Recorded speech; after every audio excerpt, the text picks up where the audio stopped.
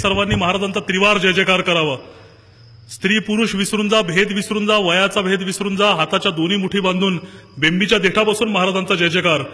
सगळं कारंजा दणाणलं पाहिजे पुन्हा एकदा महाराजांच्या आवाजाने।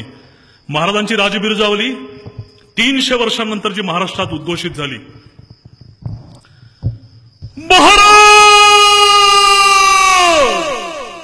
प्रौढ प्रताप पुरंदर क्षत्रिय कुलवंश सिंहा